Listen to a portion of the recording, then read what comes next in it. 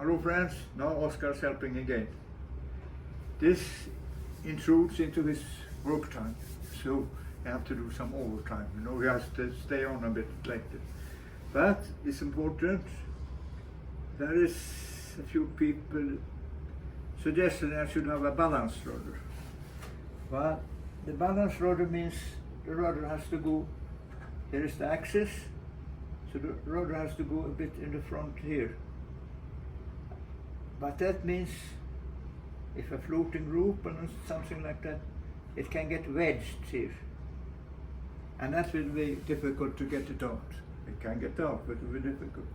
But now, well, things can get stuck here on the edge, but that's easy to just push them down. But when they get wedged, it's more difficult. But I said it's a good thing because the rudder gets stronger. Well, it's true. It's less pressure on the tiller, but it's been. But here is where the rudder sits in this pin. And now I just put on here. If this is the rudder blade and this is the rudder head, and it sits here. And if it's balanced, a piece comes in front of here. But the real force is here on the pin, because it's such a long lever here. So that's the really big thing. So it's just marginal. But just a little thing about balance rudder. It's really the birds, who found this out. You see here, a third, the center of pressure about a third from the front. And that's the birds found out many years ago. A little bird did this, on his wing, on his feathers. And then he had more problem, has better balanced here on this thing. So we have to thank to the birds, the little birds do this. And thank you, Oscar, for this. Hello friends. Now Camilla is here, CB Marine, with the mattress and sheets and things like this.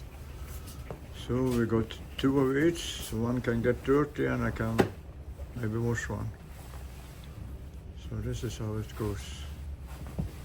And it's free, so then I just have to not worry about getting the things in the hatches down below. So this is a very good thing. And here is the, how can we say? This is for the hatches. Så du kan ställa den bara där. Visa var den ska komma. So this is just going to come here to close it. So now we got that thing done. And we have to thank Camilla for all her patience, doing all these things, Thank you. Hello friends, this is Yrvind, and now I'm back home, some of my books.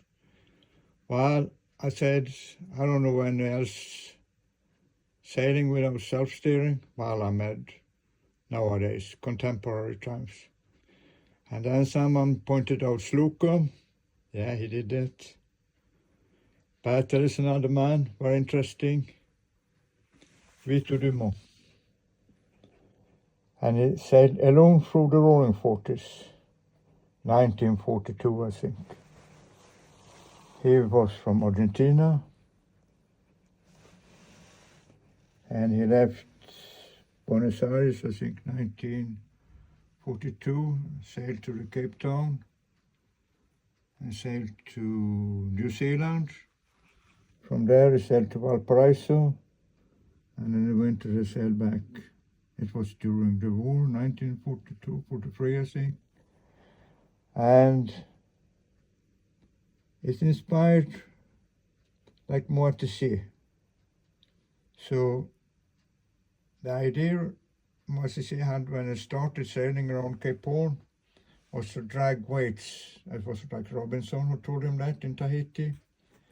But then he had a terrific storm, and then he said to himself, I must do like Dumas does. I cut everything and just run with the wind.